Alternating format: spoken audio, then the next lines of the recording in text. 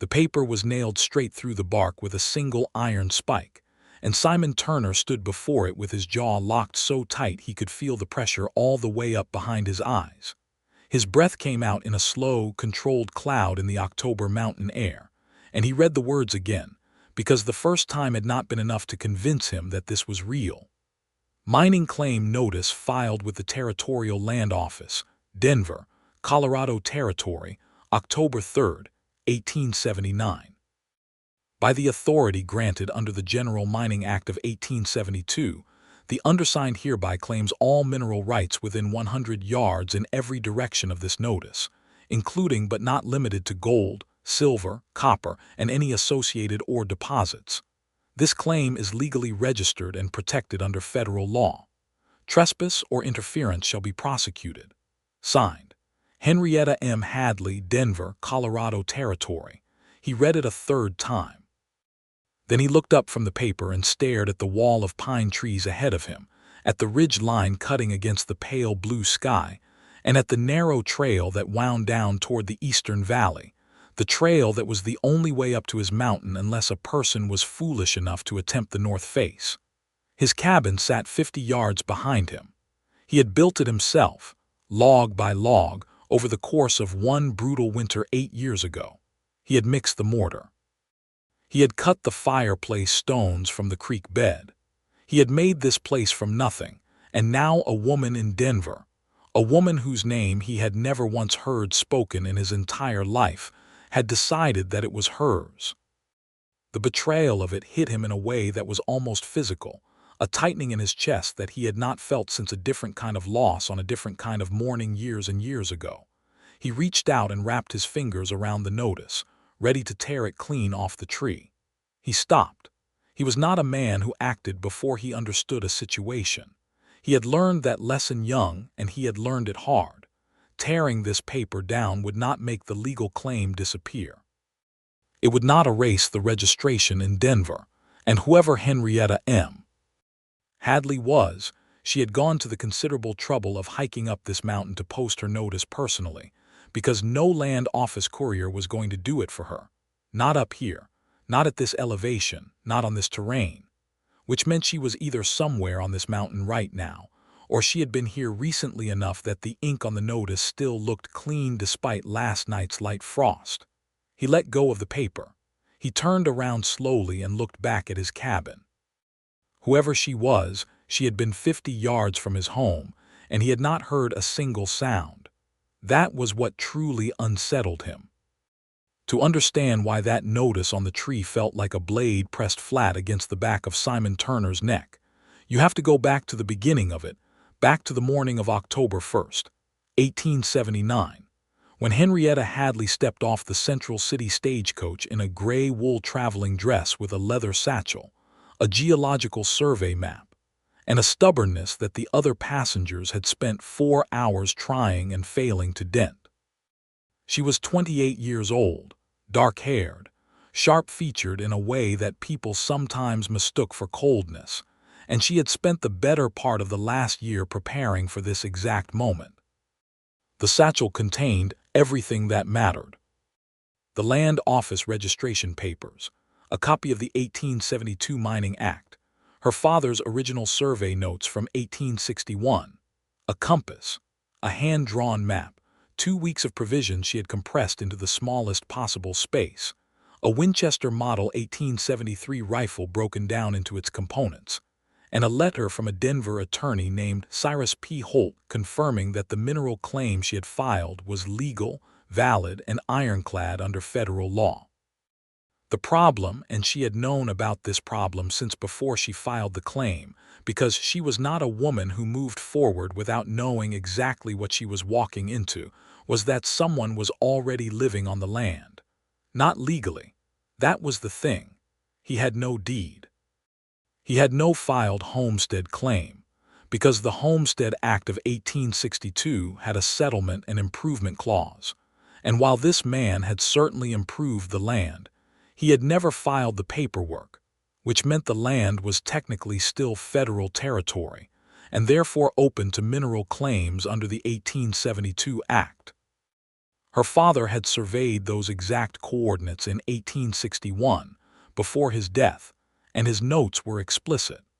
There was a significant silver deposit running beneath the northeastern ridge, and it ran directly under the area where some solitary man had apparently decided to build himself a life without benefit of legal title. She had tried to feel bad about this. She had sat in the Denver land office for a long while, staring at her father's handwriting, trying to find a version of this that did not involve displacing someone. She had not found one. What she had found instead was a secret that ran underneath this situation like the silver vein ran underneath the mountain, a dark and hidden truth that changed everything about why she was doing this, and it had nothing to do with money and everything to do with survival. But that came later. The town at the base of the mountain was called Ridgebreak, Colorado, and it had been alive for about 4 years, built on the back of a smaller silver strike that had mostly played out, sustained now by a handful of ranches, a sawmill, and the stubborn optimism of people who had come too far to go back. Henrietta spent her first night at the Ridgebreak Hotel, which was a generous name for a structure that was essentially 4 walls, a roof, and 8 beds arranged in 2 rows with a curtain down the middle. She paid for her room in cash, spoke to no one except the woman at the front desk, and spent the evening reviewing her father's survey notes by lamplight. In the morning she ate breakfast at the hotel's single dining table, and that was where she first heard the name. The man sitting across from her was a miner named Dale Cutter, who had been working the secondary claims east of the ridge for 2 years without finding anything worth bragging about. He was not an unkind man, but he was an extremely talkative one, and he had sized up Henrietta's survey map within 30 seconds of sitting down. "You heading up to the northeast face?" he asked, gesturing at the map with his coffee cup. "Possibly," she said. "Best be careful if you go past the lower meadow. There's a man up there. Simon Turner, mountaineer, trapper, whatever you want to call him, been up there 8-9 years. He does not like company." Dale Cutter paused, then added with the kind of weight that suggested he meant it seriously, "And he is very good at making sure he does not have any." Henrietta had looked up from her map. "Is he dangerous?" Dale considered the word carefully. "He's not the kind that starts trouble," he said finally. "But he's also not the kind that lets it be finished by someone else. You understand what I mean?" She understood what he meant. She had gone up the mountain anyway, because the alternative was to let her father's life work come to nothing, and the alternative was to go back to Denver with nothing, and the alternative was to leave herself exposed to the thing that had driven her here in the first place. The dark past that was currently sitting in an office in Denver in the shape of a man named Warren Clyde, who was her late husband's business partner, who believed that the silver claim legally belonged to him, by way of a contract that Henrietta knew in her bones had been forged, and who had given her exactly 60 days to produce legal counter-evidence or face a court action that would strip her of everything her father had left her. 60 days. She had used 22 of them getting to Ridgebreak. She had 38 days left. She had spent 2 days hiking up the mountain, moving carefully, reading the terrain against her father's survey notes. On the second day she had found the ridge formation her father had described, with its distinctive rust-colored granite outcropping that indicated oxidized silver or beneath. She had taken rock samples. She had confirmed, with a cold rush of certainty that was almost like grief and almost like joy at the same time, that her father had been right.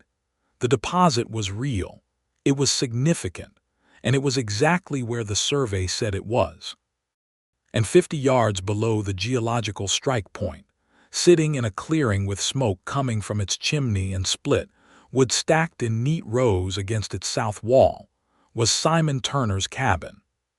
She had posted the notice while he was apparently somewhere else on the mountain, because she heard nothing and saw no one, and she had driven the iron spike through the bark with 5 hard strikes of the flat stone she had carried for that purpose, and then she had walked away into the trees and begun making her way back down toward the lower meadow, where she had set up a small camp. She was approximately 300 yards down the slope when she heard a sound that made her stop moving entirely. It was a whistle. Low 2 notes, neither quite melodic nor quite a signal but somewhere between the two, the kind of sound a man makes when he is thinking or when he is watching something and does not yet want to disturb it. She turned around slowly.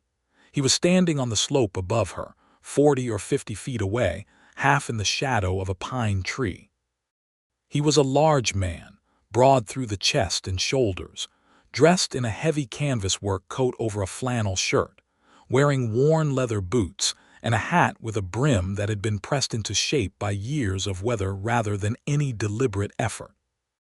He had dark brown hair that was too long to be civilized and a beard that was not quite long enough to be called a full beard but was well past the point of any recent shaving. He was looking at her with an expression that she could only describe as careful. He did not have a weapon in his hands. His rifle was on his back. "Henrietta Hadley," he said. It was not a question. He had read the notice already. She kept her hand near but not on her own rifle. "Simon Turner," she said, because Dale Cutter had given her the name and the mountain was not large enough for there to be 2 men living on it. "I introduced myself," he said. "You did not have to introduce yourself back." "Common courtesy," she said. He looked at her for a long moment. Then he looked up the slope toward where the notice was nailed to the tree, and then back at her. "Come have coffee," he said. It was the last thing she had expected him to say, and for one strange moment, standing on that cold October slope with pine needles under her boots and the light going gold and orange over the western peaks, she had no prepared response for it. Every scenario she had worked through in Denver, every argument she had prepared, every contingency she had mapped, none of them had begun with coffee. "You're not angry," she said, because she needed to understand what she was dealing with. "I'm something," he said. "I'd rather be something inside where it's warm than something out here in the wind." He turned and started up the slope toward his cabin without looking back to see if she followed, which was itself a kind of invitation because he could have gone the other direction. She followed him. The cabin was larger than it had looked from the ridge. He had built it in 3 sections over the years. The original main room with its stone fireplace, a side room that served as a winter supply storage, and a lean-to addition at the back that he used for working animal hides and storing his trapping equipment. The main room had a plank table, 2 chairs, a cast-iron stove for cooking, the fireplace for heat, a rope bed in the far corner with a heavy buffalo robe thrown over it, and a shelf along one wall holding a row of books that Henrietta counted involuntarily and reached 11, which was more than she had expected. He hung his coat on a peg by the door and moved to the stove without ceremony and put the coffee on. She set her satchel down carefully by the door and took off her outer coat and sat in one of the chairs at the table, keeping her posture straight and her hands visible, because she understood instinctively that this was a man who read intentions through physical signals, and she wanted her intentions to read as exactly what they were: direct, legal, and nonviolent. "You know the claim is valid," she said, not as a question, because she could see from his face that he had read every word of that notice and understood what it meant. "I know the claim is legal," he said, which was not the same thing, and they both knew it. "I also know that I have been living on this mountain since 1871, and in all that time nobody from any land office in Denver or anywhere else has seen fit to even knock on my door, which tells me that this situation is not as simple as a piece of paper nailed to a tree." "It is not simple," she agreed, "but it is legal." He turned from the stove and looked at her directly. His eyes were a clear, light gray that was almost unsettling in its steadiness, like looking at still water over a deep bottom. "Why do you need it?" he said. "Not why do you have the legal right to it. Why do you need it?" She had not planned to tell him the truth. She had planned to cite the 1872 Act, to refer to her father's survey, to be professional and formal and legally precise. Instead, sitting in this cabin that smelled of wood smoke and pine sap, and something underneath both of those things that was simply the smell of a life lived honestly in a hard place, she found herself telling him the truth. "My husband died 14 months ago," she said. "His name was Robert Hadley. He was a merchant in Denver. His business partner is a man named Warren Clyde, and Warren Clyde has produced what he claims is a contract signed by my father that gives him a 50% interest in any mineral claim filed on the northeast face of this mountain. The contract is a forgery. I know it is a forgery because my father died in 1875 and the contract is dated 1876, and Warren Clyde knows I know it, and he does not care, because he has the money to fight it in court for years and I do not. The only way I counter his claim is by establishing my own prior legal filing and demonstrating that my father's original survey notes, which predate any document Clyde could produce by 18 years, are authentic, and that I acted on them in good faith. If I can mine this deposit, even a modest first extraction, I have the capital to hire a competent attorney and the physical evidence that my father's survey was real. Without it, Warren Clyde takes everything and I have nothing." Simon Turner poured the coffee. He set a cup in front of her and sat down across the table with his own cup, and he was quiet for a long time. The fire in the stove made small sounds. Outside, the wind moved through the pines with the particular sound of high-elevation wind that is more breath than bluster. The light through the single window had gone from gold to deep amber. "How much time do you have?" he said. 38 days. He drank his coffee. She drank hers. It was strong in the way that coffee is strong when there is no one around to complain about the strength. "I have a problem," he said at last. "I know you have a problem," she said. "I am your problem." "You are part of my problem," he corrected. "The other part is that I have spent 9 years building something on this mountain, and what I have built is mine even if I never filed the paperwork for it. And I will not simply walk away from it because of a law written by men in Washington who have never once stood on ground like this." "I am not asking you to walk away," she said carefully, because this was the part she had not fully worked out, the part where the legal reality met the human reality and neither of them quite fit. "The cabin is not on the mineral claim. The mining activity would be focused on the ridge, 50 to 100 yards northeast of here. I need access across your clearing to reach the strike point, and I need to know you are not going to interfere with the work. And in exchange," he said, "in exchange, the cabin and the clearing stay exactly as they are. I will put it in writing. Whatever mineral income is realized, I will pay you a fair compensation for the access and the disruption." He was quiet again for a while. Then he said, "You slept on this mountain last night, in the lower meadow. The lower meadow is not safe in October," he said. "There have been 2 confirmed grizzly bear sightings on the northeast face in the last 3 weeks. I have been tracking one of them." Henrietta absorbed this information without letting it show on her face, which was harder than she made it look. "I can relocate my camp to a safer position," she said. He shook his head slowly, not in disagreement but in the way of a man working through a problem in real time. "How many people did you bring with you?" "None." He looked at her for a long, steady beat. "None," he repeated. "I could not afford to hire miners without first establishing the legal claim on site," she said. "Once I have completed the posting requirements and obtained the extraction certification from the territorial office, I can engage workers. For now I am alone."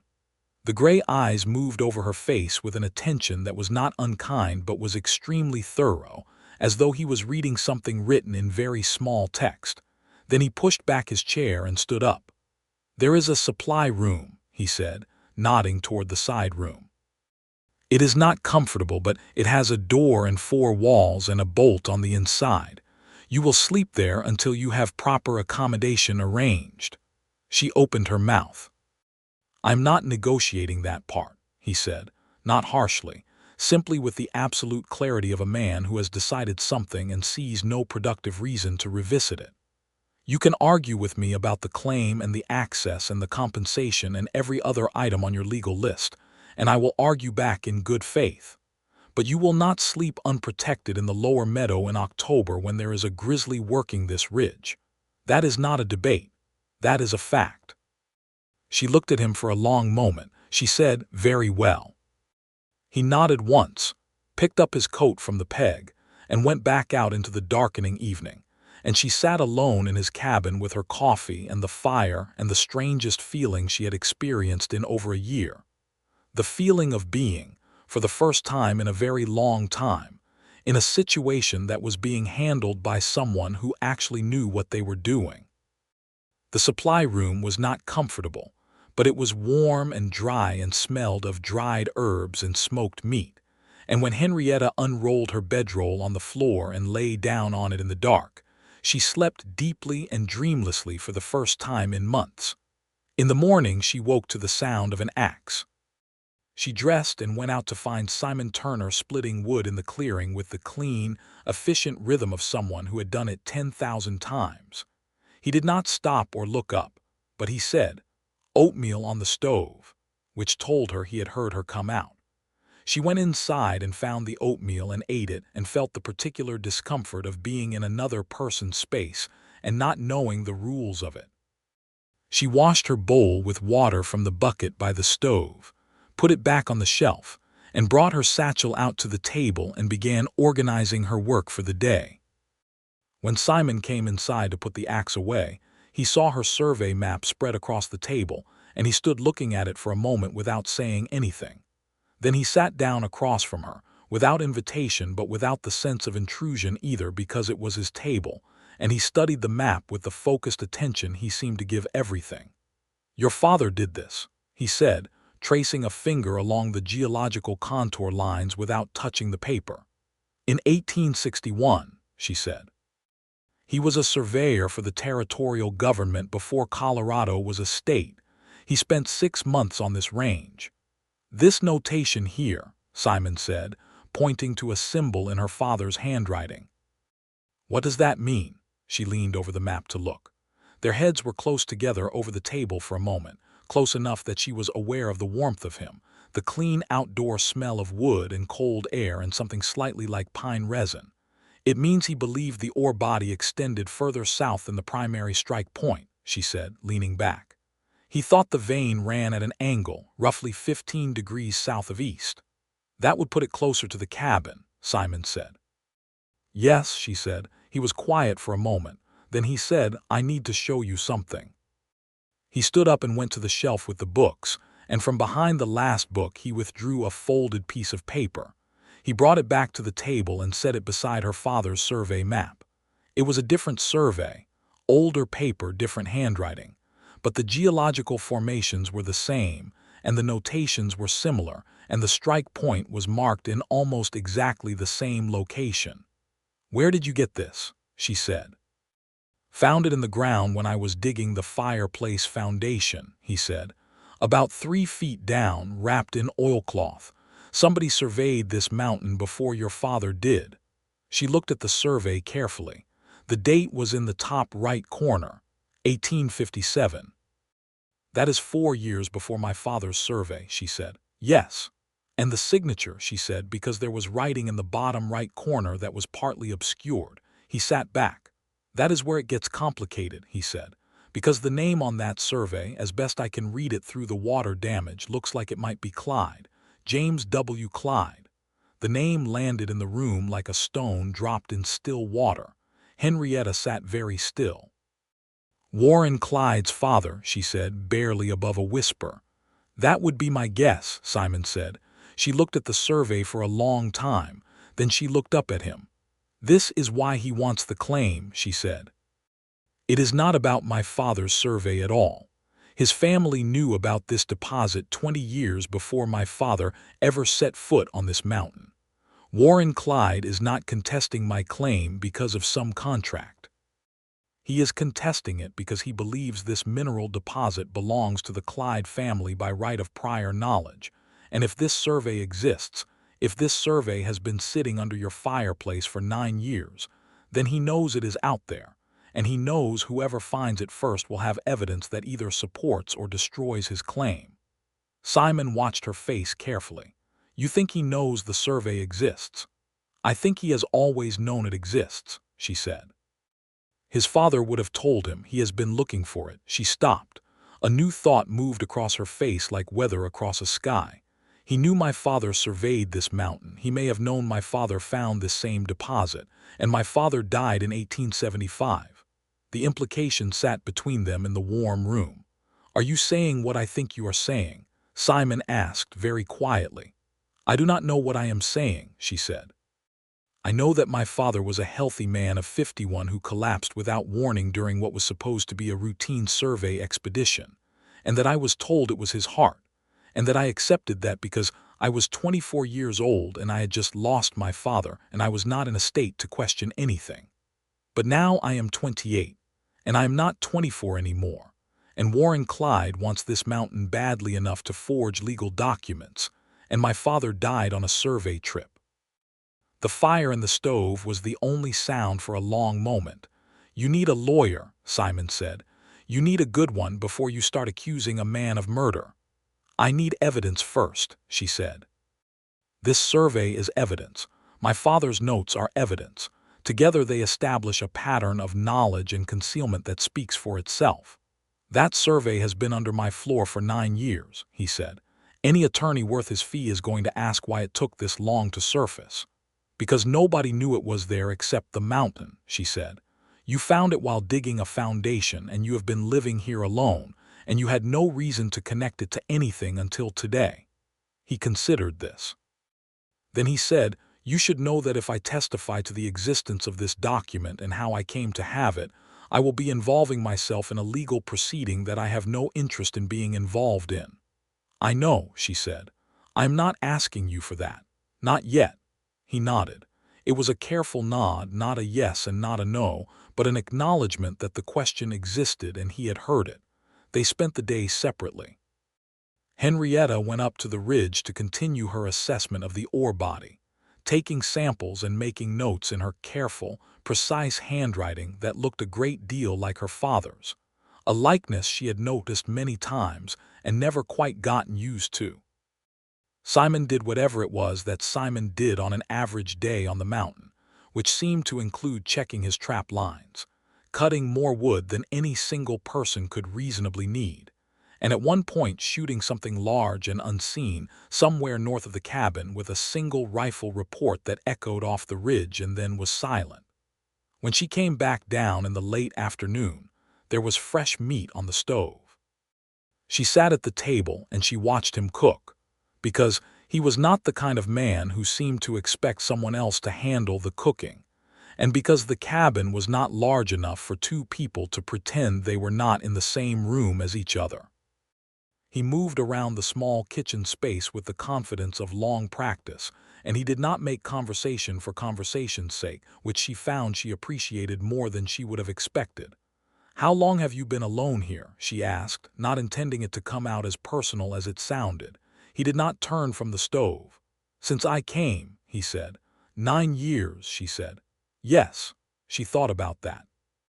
She thought about what kind of man chose 9 years of solitude on a mountain, and she thought about what Dale Cutter had said about him not liking company and being very good at ensuring he did not have any, and she thought about the careful way he had looked at her on the slope yesterday, that reading very small text quality of his attention. What did you do before? She asked. He was quiet for long enough that she thought he was not going to answer. Then he said, I was a cavalry scout. Union Army originally, then the regular cavalry after the war. Spent 12 years in the field. She absorbed that. The Indian Wars, she said. Yes. She did not ask him to say more about that, because the single syllable carried enough weight inside it that she understood it was not a thing he talked about casually. But she filed it away, because it explained certain things, the way he moved, the way he was never once surprised by a sound or a change in light, the way his eyes went to the tree line automatically whenever they were outside, the way he had appeared behind her on the slope without making a sound. Some experiences mark a person in ways that do not go away. I left in 1871, he said, without her asking. There were orders that I could not follow and remain the man I believed myself to be, so I did not follow them. I came here instead." She understood that she was being given a very compressed version of something that was neither simple nor painless, and she honored it by not pressing for expansion. "And the dark past," she said, meaning it as a way of acknowledging what he had said without interrogating it. He turned and looked at her from the stove, and there was something in his face that was not quite surprise but was in the neighborhood of it. "That is one word for it," he said.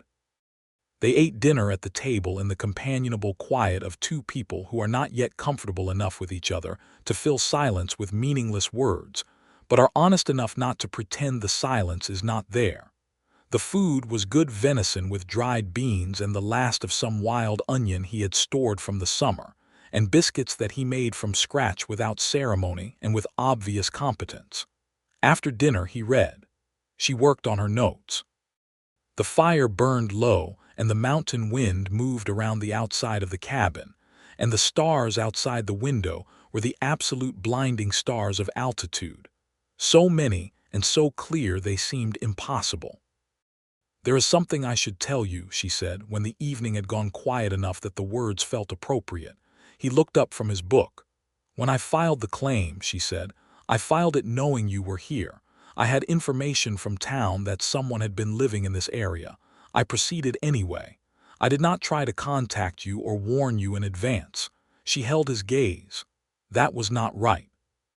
I could justify it legally, and I am not withdrawing the claim, but I want you to know that I was not comfortable with it, and I want to acknowledge it directly." He looked at her for a moment. "I appreciate that," he said, and he meant it in the simple, literal way that some men mean things, not as a social phrase but as an actual statement of appreciation. "Does it change anything?" she asked. "It changes how I think of you," he said, which was not the same as saying what it changed it to. She went to bed in the supply room and lay in the dark and thought about Warren Clyde, who was sitting in Denver right now, almost certainly very angry about her absence, and about the fact that she had, in a different world, probably already made her claim posting. She wondered if he had people watching the land office. She wondered if he had people watching the mountain. Both of those were not comfortable thoughts to have when you were sleeping in a supply room on a mountain alone, or nearly alone. She fell asleep anyway. The days that followed fell into a pattern that felt strange to describe, because it was simultaneously businesslike and quietly intimate in the way that any two people sharing a small space in an isolated place are inevitably intimate, not romantically but humanly, learning each other's habits and preferences and rhythms in the way that only proximity teaches. She woke early and ate and went up to the ridge. He went about his day on the mountain. In the evenings they ate together and were quiet together and occasionally talked about what needed to be talked about, which was initially the practical logistics of the claim work and later, gradually, other things. She discovered that the 11 books on his shelf included 2 volumes of natural history, a collected Shakespeare, the Bible, a book on geology that he had apparently acquired long before she arrived, and which contained geological diagrams that were very similar to the formations on this mountain, a French grammar that he had never gotten past the first 40 pages of, a history of the Roman Republic, and 3 novels whose authors she did not recognize. She discovered that he was a man of considered opinions, that he was wary of letting them show, but that they ran deep when they surfaced. She discovered that he had a dry and quiet humor that expressed itself in observation rather than performance, the kind of humor that made you laugh a beat after you heard it because you had to finish processing what he had said. On the 4th day, she slipped on a wet granite shelf on the ridge and caught herself hard on both palms before the slope could take her, and she came back to the cabin with both hands scraped and one wrist aching. And Simon looked at her hands when she came through the door and said nothing, but got the clean cloth and the tin of salve he kept in the supply room, and cleaned the scrapes with a focus and a gentleness that seemed in some tension with the size and roughness of his hands. He wrapped her wrist without being asked, without asking permission, without making a thing of it, and she found that she was sitting very still and watching his face while he worked, and that there was something happening in her chest that she had not consented to and was not sure what to do with. "You should not be working that ridge alone," he said, not looking up from her wrist. "I do not have a choice," she said. "I will come with you tomorrow," he said. "I know the ridge well. I can work the ropes on the upper shelf while you take samples." She looked at him. "You would do that?" "I said I would," he said, which was that same simple literal quality she was coming to recognize as native to him, not making promises lightly and not taking them back once made. He came with her the next day, and the day after, and the day after that. He moved on the steep terrain with the ease of long familiarity, knowing where the footing was solid and where it was deceptive, reading the rock the way she read survey maps. He held the rope lines on the upper shelf while she worked the exposed ore face with her rock hammer and her sample containers, and he never once tried to hurry her or second-guess her methodology, which she recognized as a form of respect that was not as common as it should have been. On the 7th day, they found the southern extension of the vein. It was exactly where her father's notation had suggested it would be, 15 degrees south of east from the primary strike, in a fracture zone she had been working toward all week. The ore face was exposed by an old rock slide that had sheared away the surface layer, and when she struck the face and the rock crumbled, and she saw the white-gray glitter of silver sulfide running through the matrix, she made a sound that was not quite professional and not quite contained. Simon was 2 feet behind her when she turned around, and the expression on his face was reading her face rather than the rock, and when he saw what was in hers, he smiled for the first time since she had met him. It transformed him. The careful, guarded steadiness of his face opened into something that was warm and almost young, and Henrietta found herself smiling back with a force she had not anticipated, and they stood on that cold, rocky slope in the October sunlight, and both smiled like 2 people who had forgotten they knew how to do it. "Your father was right," Simon said. "He was always right," she said, and her voice caught on it because he was gone and being right had not saved him, and Simon heard the catch in her voice and did not pretend he had not. He put his hand on her shoulder briefly, a touch that was there and then gone, nothing more than the acknowledgement that grief is real and presence is a kind of comfort. She felt it in a way that went further than she expected, a warmth that moved through her coat and her skin and settled somewhere she had kept locked for over a year. That evening, he made coffee after dinner and they sat at the table, and he got out the Clyde survey and her father's survey, and spread them both under the lamp, and they went over the comparison line by line with the systematic attention of 2 people who understand that the details matter, because the details are the case. "If these 2 surveys were put side by side in front of a judge," Henrietta said, "and a geologist testified to their consistency, that is enough to establish that the Clyde family had knowledge of this deposit 22 years before Warren Clyde started waving his forged contract around." "You still need to prove the contract is forged," Simon said. "My attorney in Denver has a handwriting expert examining my father's papers," she said. "The letter I sent him before I left should have triggered that process. The expert needs the same amount of time as I need, roughly 6 weeks. If I can get back to Denver with the ore samples and this survey and the extraction certification, I walk into court with a complete case. Clyde has nothing." "What does he have right now?" Simon asked. She hesitated. "He has a judge in Denver who owes him favors," she said. "He has a great deal of money and no reluctance to use it, and he has my husband's name." Simon was quiet. Then he said, "What happened to your husband?" She had not planned to tell him this either. She had now, over the course of a week, told this solitary man on a mountain more of her real story than she had told any single person in Denver, including her own attorney. She was aware of this.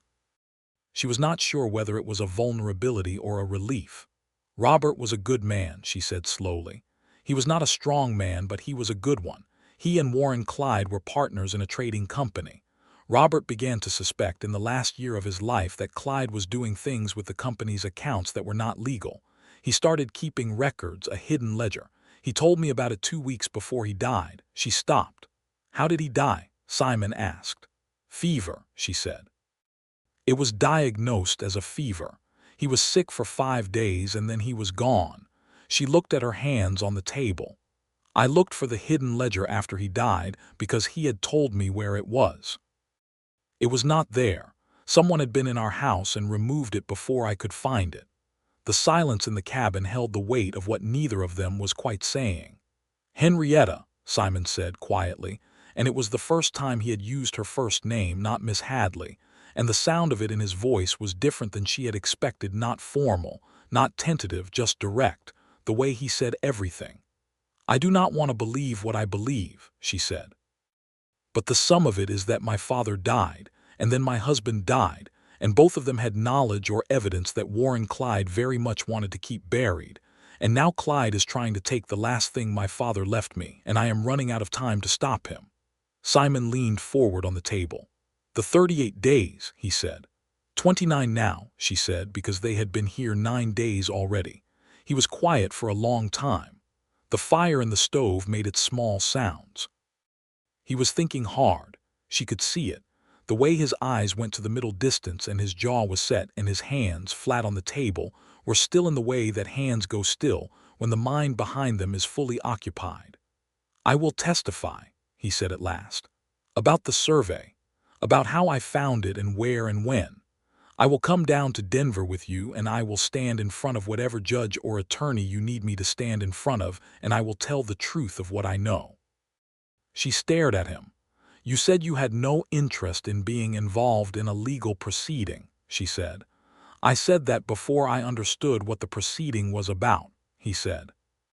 A man who forges documents and possibly does worse things to protect himself from the consequences of those things. That is something I do have an interest in. I spent 12 years enforcing orders I believed in, and then 4 years enforcing orders I did not. I know the difference between justice and the performance of it, and I am not going to sit on this mountain and watch justice be performed on you while I have evidence that could stop it. She was looking at him with an expression that she was not entirely in control of. It was something between gratitude and something else that had no clean name, something that had been building quietly for 9 days in the close warmth of this cabin, and on the cold slope of the ridge and over shared meals and lamplight evenings, and the particular accumulated weight of being truly known by another person. You do not know me, she said, not dismissively but almost wondering, like she was working out a problem. We have known each other 9 days. I know you well enough, he said simply. She looked at him for a long time in the lamplight. His face was clear and steady and very near, because the table was not large, and she was aware of every inch of the distance between them with an attention she had not had to apply to any space since long before Robert died. Why? She said, meaning something larger than just the testimony. He held her gaze. I think you know why, he said, and there was a quality in his voice that was different from all the earlier conversations, a stripped-back honesty that was past the point of careful. And for a moment the cabin was very small, and the mountain was very large, and the distance between them was nothing at all. She looked away first, not because she disagreed, but because she needed a moment to catch herself, because she had not been prepared for a moment like this, and her chest was doing something that it had not done in a very long time, and the situation was complicated enough without adding this to it. We should sleep, she said. Yes, he said, and he let her have the retreat without pressing it, which told her something about him that she added to the long list of things she had been learning. She lay in the supply room in the dark and listened to the sounds of the mountain, and felt the particular confusing warmth of being cared for by someone whose care she had not asked for and was not sure she deserved, and could not quite bring herself to discourage.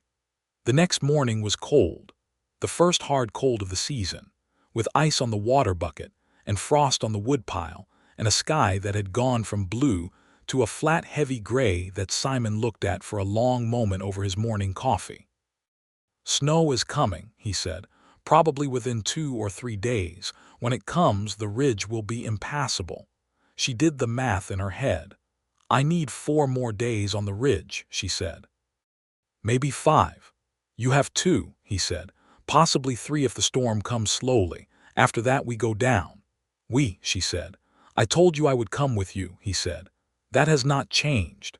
She thought about what it meant for him to come down off this mountain that he had not left in 9 years, that he had chosen with absolute deliberateness as a refuge from everything he had left behind.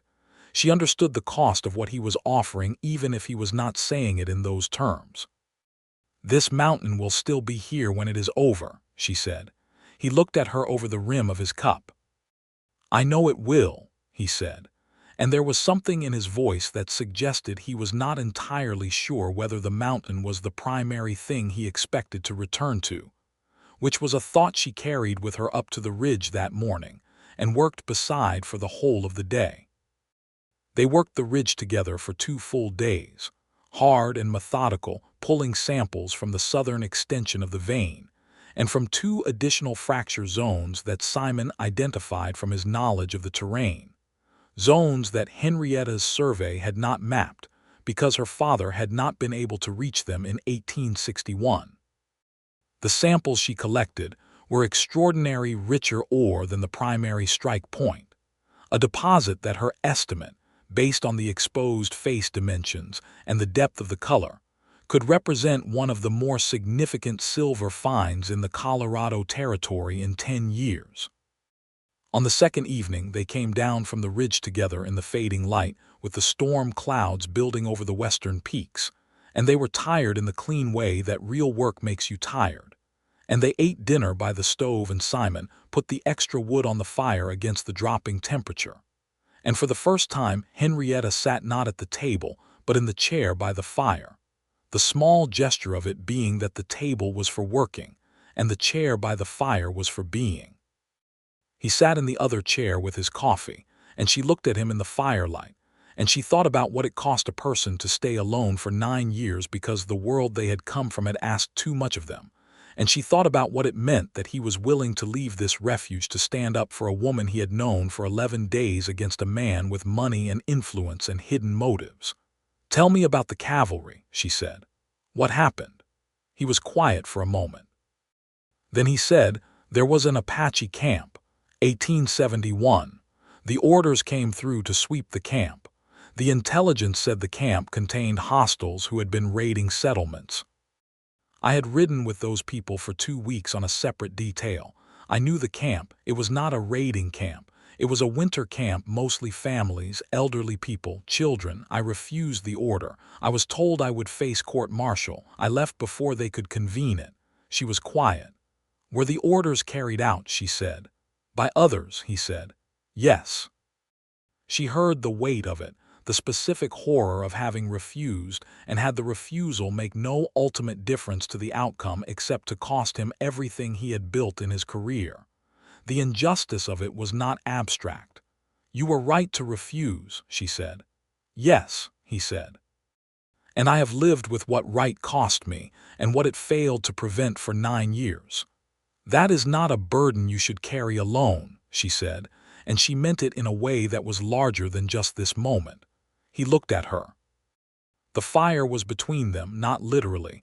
They were sitting beside it, but figuratively in the sense that there was warmth between them now, steady and real, not the volatile heat of fast romance, but the deeper warmth of 2 people who have looked clearly at each other's worst things and did not flinch. Henrietta, he said. Simon, she said. And because they were both the kind of people who meant what they said and did not waste words, that exchange contained almost everything that needed to be said. Which is not to say nothing more was said, because he set his coffee down and leaned forward and put his hand over hers on the arm of the chair, and she turned her hand over and let her fingers close over his. And they sat like that in the firelight with the storm coming in over the mountain and the world outside narrowing down to wind and snow and cold, while everything inside the cabin was warm and still and entirely, genuinely right. In the morning there were 3 inches of snow on the ground and more coming. They packed with a speed that came from both of them knowing how to be practical when practicality was required. She packed her samples, her notes, both survey maps and her legal documents in the waterproof sections of her satchel, and he packed with the efficiency of a man who had moved camps many times under pressure, taking only what was essential and securing the cabin against a long winter's absence with the practiced care of someone who expected to return. He nailed the shutters. He banked the stove. He put a last look around the main room with an expression she could not entirely read, something between regret and resolution, a man saying goodbye to something he had needed and was now choosing to leave. "Ready?" she said. He took his rifle from the rack. "Ready," he said. The descent in snow was slow and careful work, the trail obscured in places, the footing requiring full attention. Simon led, finding the trail under the snow by memory and by feel, and Henrietta followed his line precisely and efficiently, because she was not a woman who required rescuing, only leading, and he seemed to understand the distinction entirely. They made the lower meadow by noon and Ridgebreak by nightfall, cold and wet and hungry, and the hotel woman looked at the two of them arriving together with the particular expression of a woman who draws rapid conclusions and is usually right. They took separate rooms. In the morning they took the stage east toward Denver. The stage ride was 3 days, and they sat across from each other in the stage's rocking interior, with their knees occasionally touching over the road's worst sections, and their conversation moving through all the territory that had not yet been fully mapped. She told him about her life in Denver, the early years of her marriage when it had been decent and companionable if not passionate, the slow change as Robert's business troubles grew, and his fear of Clyde became something he carried home with him, the terrible final months, the silence after, the discovery of what was missing from the house, and the decision to do something about it that had seemed at first like a practical choice, and then revealed itself as the thing that was keeping her alive. He told her about the years on the mountain, not all of it because 9 years was too much to compress into 3 days, but enough of it. The first winter when he had thought he might not make it, the way the seasons had taught him things about patience and attention that the army never had, the books, the long evenings, the gradual discovery that he was not hiding from the world as much as he was deciding what kind of world he actually wanted to live in. A world with other people in it. She said, watching his face. "One specific person," he said, and looked at her directly, and she felt the words land all the way through her. She reached across the rocking stage and put her hand on his arm and left it there, and he covered it with his other hand, and they rode the rest of the way into Denver like that, without ceremony and without any need to make more of it than it was, which was already more than either of them had expected. Denver in October of 1879 was a city in the full roar of its silver boom, loud and energetic and expensive, and full of people with plans and competing claims, and the particular urgency of places where money is new and everything is being decided. Henrietta found it oppressive after the mountain in a way she had not expected, and she saw Simon take the noise and the crowds with the focused intentionality of a man who has decided to be somewhere and will not let the discomfort of it make him less than present. Her attorney, Cyrus P. Holt, had offices on Larimer Street on the 2nd floor of a building that also housed a surveying company and a dentist, which struck Henrietta as the most accurate possible summary of Denver's character. Claim, measure, pain. She went there directly, with Simon beside her. Holt was a small, precise man in his 50s with a magnificent gray mustache and the quality of listening attention that distinguishes genuinely good lawyers from merely educated ones. He had known Henrietta's father, a fact that mattered to her and that she had weighed carefully when choosing him. He stood when they entered, assessed Simon with one quick sweep, shook hands with both of them and sat them down. "You're back earlier than I expected," he said. "The snow moved me along," she said. "I have the samples, both surveys, and a witness who will testify to the discovery and provenance of the 1857 survey." She opened her satchel and placed the documents on his desk in order. "Tell me where we are." Holt leaned forward and looked at the 1857 survey first, and she watched his face go through careful in 3 seconds and arrive somewhere near very interested. He looked at her father's survey beside it. He looked at the ore samples. He was quiet for a long moment. "The handwriting expert," he said, "has completed his analysis. Your father's signature on the Clyde contract is indeed a forgery. The ink composition is inconsistent with writing implements available before 1875, which is the date of your father's death. The ink was manufactured no earlier than 1876. Henrietta exhaled a long, slow breath.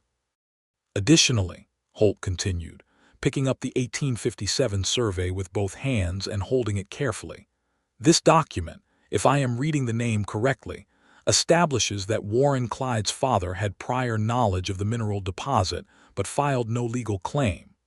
Under the terms of the 1872 Mining Act, prior knowledge without a legal filing creates no enforceable right. Clyde cannot claim his father's unregistered survey as a basis for contestation." "And my claim stands," she said. "Your claim is valid, filed, posted, and supported by physical extraction evidence," Holt said. "Yes, it stands." He set the survey down. "What is the source of this document?" Simon spoke for the first time since they had sat down. "My name is Simon Turner," he said. "I have been living on the northeast face of the ridge since 1871. I found this survey approximately 8 years ago while digging a foundation. I kept it because I am not a man who discards things he does not fully understand. I had no knowledge of its connection to any legal claim until Miss Hadley showed me her father's survey 9 days ago." Holt looked at him for a long moment. "Can you establish when you found it?" "I can tell you what I was building when I found it," Simon said. "The construction of my cabin foundation." Any person who has visited the northeast face can confirm the existence of the cabin. The survey was buried approximately 3 feet below the current level of the fireplace stones, wrapped in oilcloth that had deteriorated in a manner consistent with approximately 20 years of burial. Holt nodded slowly. "That will serve," he said. "Mr. Turner, I will need a written deposition from you, signed before a notary. I can arrange that today if you are available." "I am available," Simon said. Holt looked at both of them for a moment with the expression of a man who is reading something that is not in any legal document. "I will begin the counterfiling today," he said. "Clyde's attorney will receive notice within the week. I expect he will contest vigorously." "He can contest as vigorously as he likes," Henrietta said. "We have the evidence." Warren Clyde was a large, florid man who wore expensive suits and had the habit of speaking too loudly in rooms that were already quiet, which was a way of asserting presence that told you something about how secure he actually was. Henrietta knew him by sight and had always found him fundamentally unreadable in the way that some people are unreadable not because they are complex, but because they have replaced their inner life with a calculating surface that presents nothing real. He had her summons to appear for the deposition hearing delivered to his offices, and 3 days later his attorney sent a letter that was long and full of legal language, and that essentially said he was not concerned. He should have been. The deposition hearing was held in Judge Morris Whitfield's chambers 12 days after Henrietta returned to Denver. Whitfield was not the judge who owed Clyde favors. Holt had been careful to ensure the case went to Whitfield, who was known for his rigidity about evidence and his genuine allergy to the kind of social pressures that bent lesser judges. The room was small and crowded with attorneys and documentation, and the particular tension of a proceeding where both sides believed they were right, and only one of them was. Henrietta sat at the table with her hands flat and still, and her face composed. Simon sat beside her, straight-backed and quiet, in a dark coat she had not seen before that he had apparently acquired in Denver, and he looked out of place in the way that very competent people look out of place in rooms whose rituals they have no investment in, not uncertain, but simply elsewhere in spirit while being entirely present in body. Clyde's attorney argued for the primacy of the contract. He was good, polished, experienced with this particular kind of proceeding. Holt introduced the handwriting analysis first, and the expert was precise and devastating in the way that genuinely expert witnesses are. The ink, the composition, the anachronism, the contract was a forgery. It had never been signed by Marcus Hadley because Marcus Hadley had died before the ink it was written in existed. Clyde, across the table, had a stillness about him that was not composure, that was something darker. Holt introduced the 1857 survey. He introduced Henrietta's father's 1861 survey. He introduced Simon Turner, who gave his testimony in the direct, factual way that he gave everything, with no elaboration and no drama and no ambiguity, and who could not be shaken in cross-examination because he was simply telling the truth, and the truth does not require maintenance. He described finding the survey. He described where. He described the condition of the oilcloth. He described the depth. He described the relationship between the buried document and the fireplace foundation in terms that any geologist or builder could verify. He described the moment Henrietta had shown him her father's survey and the moment both surveys had been laid side by side and what had been evident from that comparison. Clyde's attorney had nothing to work with. Judge Whitfield looked over the evidence for a long time in the silence of a man who has made up his mind and is taking care to confirm it before speaking.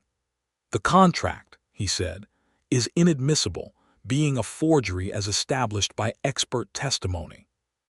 The 1857 survey establishes prior knowledge by the Clyde family of the mineral deposit in question. The absence of a legal filing under the 1872 Mining Act or any predecessor statute means this prior knowledge creates no enforceable legal right. The 1861 survey by Marcus Hadley, combined with Miss Hadley's properly executed and posted claim of 1879, establishes a valid and uncontested mineral claim." He set the papers down. "The claim stands. Mr. Clyde's contest is dismissed." He paused, and in the pause was the weight of what he did not say directly but said clearly in the silence, that the circumstances warranting further investigation, the forged document, the pattern of concealment, the two deaths were not this court's province today but might become another court's province on another day. Warren Clyde left the room without speaking. His attorney left with him. The door closed behind them. Henrietta sat for a moment, both hands flat on the table, breathing. Simon touched her arm. She looked at him. "It is done," he said. "It is done," she said. She cried, briefly and quietly, not with heaving sobs but with the particular release of someone who has been holding something heavy for a very long time and has just been allowed to set it down. Simon put his hand on her back without making it a spectacle, and she leaned into the warmth of it for a moment before straightening and collecting herself, because she was Henrietta Hadley, and she had earned the right to both the tears and the straightening. Holt, who was tactfully organizing his papers and giving them both room, looked up and said, "There is one more thing. I have been approached by a man named Garrett Wells, who represents a mining consortium out of San Francisco. They have heard the way these people always hear about the Northeastern Ridge deposit. They would like to discuss terms for a leased extraction operation." He paused. The terms he mentioned were significant. Henrietta looked at him. "How significant?" "Enough," he said carefully, "to fund a legal proceeding of the kind that might address the circumstances surrounding your father's death and your husband's." She absorbed that. Then she looked at Simon, who was looking at her with the question in his eyes but not asking it, because he understood her well enough by now to know she would come to her own conclusions. "Tell Mr. Wells I will meet with him," she said, "next week." She had been staying at the Palace Hotel, and Simon had been staying at a boarding house on Curtis Street, which was a more honest reflection of his relationship to money. And for the 5 days between the deposition and the Garrett Wells meeting they saw each other every day, and explored the city together in the way of two people who are not quite sure what shape their connection is going to take in a context different from the mountain, but are entirely sure they want to find out. They walked along Cherry Creek. They ate dinner at the hotel dining room on 2 evenings, where Simon wore his new coat and looked uncomfortable with the menu and entirely comfortable with her. They went together to the Denver Public Library, which had been open only since 1874, and had a geological collection that made Henrietta's eyes go bright in the way they went bright on the mountain ridge. And Simon stood beside her in the stacks while she pulled volumes and made notes, and managed to make a public library feel as natural as a mountain supply room. On the evening before the Wells meeting, they sat in the hotel lobby in the upholstered chairs by the window that looked out onto the street, and Denver did its loud and restless evening outside the glass, and Simon said, "What happens after the meeting?" She looked at him. "That depends partly on the terms," she said. "And partly on other things," he said. "Yes," she said, "partly on other things." He leaned forward, his elbows on his knees, his eyes on her face with that reading small text quality that had unsettled her on the mountain slope and that she had come to understand was simply the way he gave his full attention, which was a thing not everyone got but which, once you had it, you found extremely difficult to want to be without. "I need to tell you something," he said. "And I am going to tell you directly because I do not know any other way to tell it." "Tell me directly," she said. "I came down off that mountain because you needed someone with you, and the evidence needed someone to carry it," he said. "Those were real reasons, but they were not the only reason. The only other reason is that I did not want to watch you walk down that slope and out of my life and go back to nothing the way I have been going back to nothing for 9 years.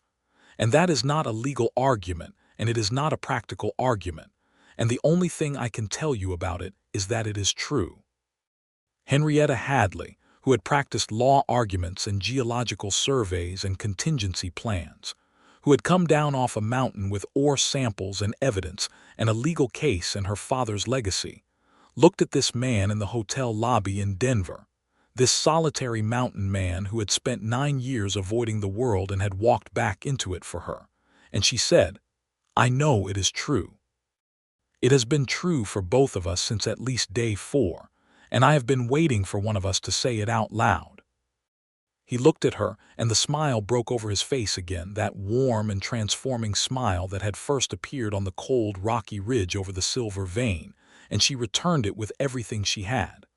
"I am not going back to Denver afterward," she said. "I mean the mountain. I am going back to the mountain.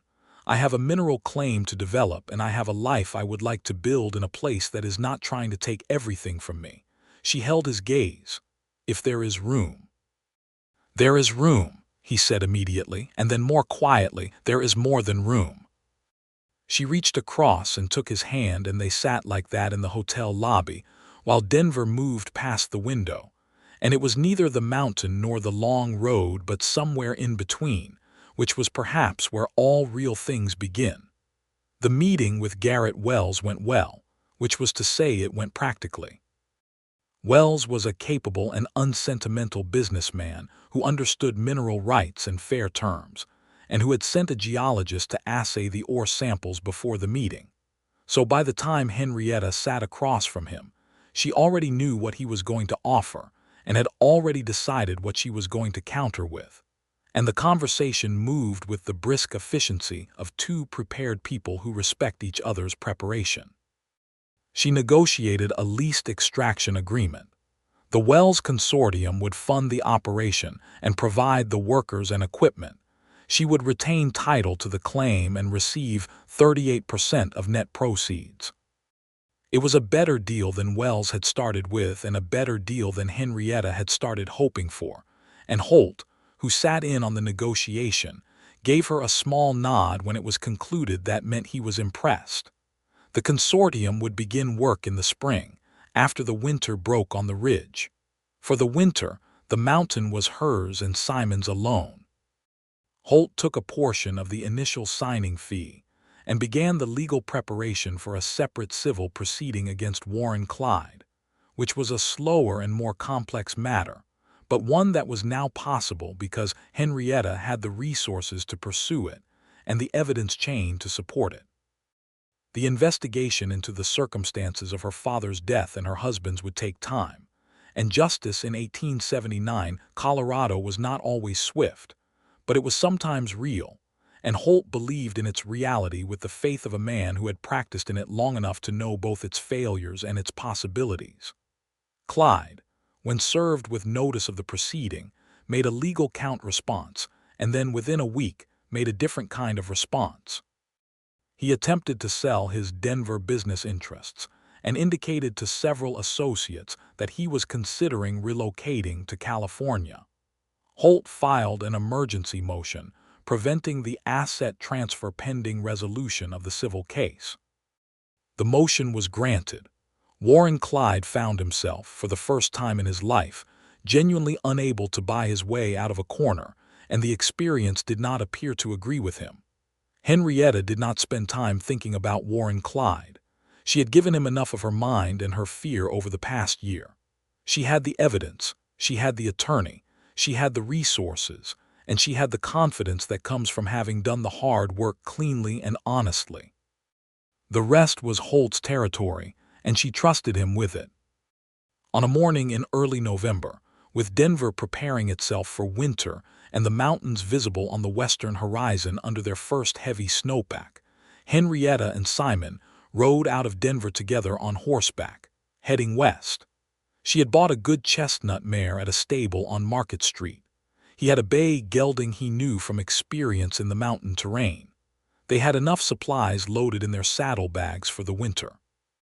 The ride back to the mountain took 2 full days, and they spent the first night at a ranch house outside of Idaho Springs where the family there, a couple named Brecken and their adult son, put them up for the night with the uncomplicated hospitality of people who lived far enough from everything that any visitor was welcome. Brecken's wife, a solid, cheerful woman named Clara who had 8 children, and the stamina of someone who had long since made peace with every difficulty life could produce, looked at Henrietta and Simon across the dinner table with the same expression the hotel woman in Ridgebreak had used, only warmer, and said, "Traveling together often." "We're neighbors," Henrietta said, which was true and also in its way everything. Clara smiled. On the second day they rode up into the mountains on the old trail, and Henrietta felt the altitude come back into her lungs the way a thing comes back that has been missing long enough for you to have accepted its absence and is now unexpectedly returned. The smell of the pines and the cold and the stone. The way sound carried differently up here, cleaner and farther. The sky that was a deeper blue than any sky at lower elevation, as though the atmosphere itself was doing less work and could be more honestly what it was. Simon rode beside her on the wider sections of the trail and ahead of her on the narrow ones, and she watched his back and his easy seat in the saddle, and the way the mountains seemed to recognize him, the way the trees and the terrain seemed to settle around him like water settling into its proper level, and she thought about what it meant to belong somewhere, really belong, not because of legal title or documented right, but because you had chosen a place and committed to it, and built your life into its bones. The cabin looked the same. The snow had settled around it and on the roof and the woodpile, but the shutters were solid and nothing had been disturbed. He took the shutters down and she brushed the snow off the woodpile, and they worked together to get the stove going and the cabin warm. And within 2 hours it was inhabited again in the full sense, warm and lit and alive. She set her things in the supply room, and then, that evening, without discussion but with a straightforwardness that seemed entirely natural to both of them given everything, he moved her bedroll from the supply room to the main room and she let him, and the arrangement was thus settled in the honest and uncomplicated way of 2 people who have decided that what they have is real and that real things deserve space. They were married in December when they came down to Ridgebreak for supplies and found that there was a traveling circuit minister staying at the hotel. The ceremony was brief and attended by the minister, the hotel woman, and Dale Cutter, who happened to be there and who was visibly delighted by the situation in the way of people who enjoy being right about things they had intuited early. The minister asked if they had rings. They did not. Simon went to the general store and came back with a plain band of copper, which was not traditional but which was all that was available, and which Henrietta told him she preferred over gold, given the context. He put it on her finger with a steadiness of hand that was entirely Simon, and she put a band of her own selection on his finger, and the minister said the words and they said theirs back, and that was the whole of it. They walked back up the mountain in the cold December afternoon as husband and wife, and the mountain received them both without comment, which was exactly right. The winter was long and deeply cold and entirely good. They established a rhythm that was theirs, not borrowed or imagined or constructed from someone else's template, but genuinely theirs, built from who they actually were. She worked in the mornings on her survey calculations and her correspondence with Holt, who sent letters up with the Ridgebreak mail carrier when the trail permitted. He worked the trap lines in the mornings and came back to the cabin for the midday meal, and in the afternoons they were often together at the table, him with his books or his tools and her with her papers, existing in the same warmth and the same light, and finding it, both of them, a thing they had not known they needed and would not now give up. She told him once, on a February evening with snow so deep against the window that the glass showed only white, that she had not expected this. Expected what? He said, looking up from his book. This specific thing, she said. This. She gestured at the room, at the fire, at him, at herself, at all of it together. He looked at what she had gestured at. No, he said. I had stopped expecting anything. That is probably why it arrived. She laughed, and the sound of her laughing filled the cabin in the way that laughter fills a place that has been quiet for a long time, warm and clear and deeply welcome, and he smiled at the sound of it with that open, transforming smile. And she set down her pen and crossed the small room and sat beside him and put her head on his shoulder, and he closed his book and wrapped his arm around her, and they sat in the firelight in the deep mountain winter, with the snow pressing quiet against all the walls and nothing in the world pressing against them at all. In March, when the first real thaw came through the lower meadow, Henrietta realized she was pregnant. She told Simon on the morning she was certain, standing in the clearing with the mud and snow still alternating underfoot, and the first bird song of the season beginning in the pines. She told him simply, no preamble, because that was how she did everything. He stood very still for a moment, looking at her. Then he crossed the clearing in 3 steps and put both arms around her and held her in a way that said everything he could not immediately find words for, which was sufficient, which was more than sufficient. A boy or a girl, he said eventually, his face against her hair. I have no way of predicting, she said, her voice slightly muffled by his coat. No, he said, I suppose not. He pulled back and looked at her, his hands on her arms, his face having passed through all the available emotions and settled somewhere in the region of a happiness so clean and complete that it looked almost surprised by itself, the happiness of someone who had given up expecting good things and is therefore more astonished than most people when good things arrive. The Garrett Wells Consortium sent their advance party up the mountain in April to assess the work site for the summer extraction operation. They were professional and methodical, and Henrietta supervised their preliminary assessment with a precision that made the site foreman, a man named Hendricks who had been in the Colorado silver business for 15 years, look at her with a respect that started grudging and became genuine over the course of the day. Simon kept a watchful eye on the whole operation, not hostile but present, and Hendricks, who was an experienced enough man to read the mountain he was on, was appropriately careful about the cabin and the clearing and the existing life that had prior claim to all of it. By June, the extraction operation was underway. The sounds of the work carried down from the ridge to the cabin, the percussion of the drills and the occasional blast of the charges, and it was strange at first, this industrialization of their mountain, but strange in the way that change is always strange, and not in the way that wrong things are strange.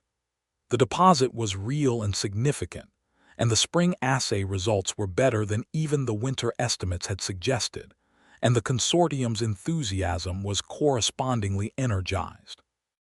Holt sent word in April that the civil proceeding against Warren Clyde had produced a settlement, not the full criminal accounting that justice might eventually bring, but a financial settlement that compensated Henrietta's estate for the forged contract and the accompanying fraud, and that forced Clyde to relinquish any claim on any Hadley family asset, now or in perpetuity. The criminal investigation into the deaths of Marcus Hadley and Robert Hadley was ongoing, and its outcome was uncertain, as such investigations are, but it was being pursued, and Clyde was in no position to obstruct it. It was not everything. Henrietta sat with Holt's letter for a long time on the evening she received it, reading it twice and then setting it down on the table and looking at the fire. Simon sat across from her and waited. "It is not justice," she said. "Not fully." "No," he said, "but it is something," she said. "It is something for my father, something for Robert." She was quiet for a moment. "And it is enough for me to stop carrying it the way I have been carrying it." He nodded. He understood the difference between the full accounting that justice owed and the partial accounting that life sometimes delivered, and he understood what it was to decide that partial accounting was enough to let a thing rest, not because the wrong was dismissed, but because the carrying of it had reached its necessary end. She set the letter aside and looked at her husband across the fire, and was, in the simple, direct way of people who have chosen honesty over performance, at peace. Their son was born in August of 1880, on the mountain, in the cabin, with the help of a midwife from Ridgebreak who made the trip up the mountain, in response to the message Simon sent down the trail on foot the morning Henrietta's labor began. The birth was long and hard, and she was strong and loud and entirely herself throughout it. And when the child arrived, a boy, healthy and furious with the indignity of the world, Simon was allowed back into the room, and he sat on the edge of the bed and looked at his son with an expression that was too large for his face to contain, something that had no word for it in the available vocabulary and did not require one. They named him Marcus for her father, and they called him Mark from the first week, and he was from the beginning loud and determined and interested in everything, with his mother's dark hair and his father's gray eyes, and he fit the cabin and the mountain the way they had all fit it, snugly and honestly and well. When Mark was 4 months old, Henrietta came out of the supply room, now a proper nursery, rebuilt and refitted by Simon over the summer with new shelving and a proper sleeping box, and one of the books from the shelf, the natural history volume, installed permanently on the new shelf at child height for future reference. Carrying the baby on her hip and the geological survey on her free arm, which Simon correctly identified as meaning she had been doing 2 things at once and had found something interesting. "The southern extension continues further east than the primary survey indicated," she said, setting the survey on the table and pointing with the hand that did not have a baby in it. "There is potentially another strike point here outside the current claim boundaries." Simon looked at the survey. He looked at the baby, who was looking at the survey with the focused attention of someone who intended to have opinions about it. "You want to file an extension," he said. "I want to survey the extension," she said, "and then file it, yes." He looked at the map for a long moment, and then at her, and then at the baby, and then at the map again. "Spring," he said. "We go in spring. Together." She smiled at him over the top of Mark's head, warm and full and bright as the October sunlight that had first fallen over both their faces on a mountain slope in 1879, when a man had come out of the trees and read the name on a notice and introduced himself before sundown. The years that followed were full in the way that only years built on real foundations are full. The mining operation on the Northeast Ridge ran through 1882 before the primary deposit was substantially played out, and the income it generated was enough that Henrietta and Simon could make deliberate choices about the future rather than reactive ones. They expanded the cabin properly, not the lean-to addition style of Simon's original work, but a genuine expansion, a second bedroom, a larger kitchen, a porch along the south face that caught the afternoon sun and became the place where everything important was eventually discussed. They filed the Eastern Extension claim in the spring of 1881, as promised, and Simon's knowledge of the terrain proved as valuable as the survey work, and the Eastern deposit, while smaller, added 2 more productive seasons to the extraction agreement. A second child arrived in 1882, a girl this time, who they named Clara for the ranch woman outside Idaho Springs who had looked at them across the dinner table and seen what they were before they had said it out loud. Clara was quieter than Mark and no less determined, and she was from the beginning fascinated by her father in the particular way of children who recognize competence in a parent and find it endlessly interesting. Mark, by the time he was 4, could identify 12 distinct varieties of bird by their call, had been told his grandfather's story enough times to know it by heart, and had a relationship with the mountain that was already instinctive rather than learned, the relationship of someone who had been brought to a place before he was old enough to decide against it, and had therefore grown his roots into it without resistance. The civil case against Warren Clyde concluded in 1883, when Clyde, facing the accumulated weight of the fraud charges and the increasingly detailed investigation into the deaths of Marcus Hadley and Robert Hadley, entered into a comprehensive settlement that included financial restitution to Henrietta and a formal admission of the fraud.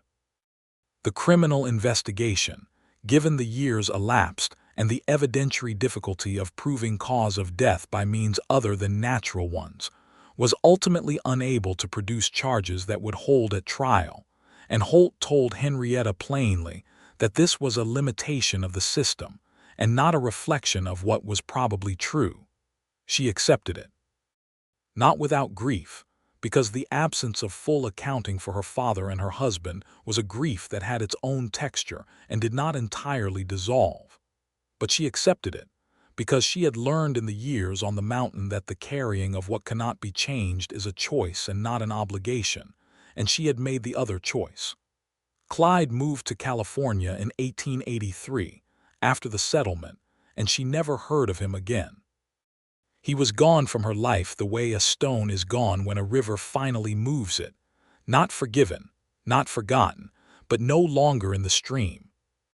Simon came down to Denver twice during the legal proceedings, each time briefly, each time with the focused intentionality of a man who goes where he needs to go and returns to where he belongs.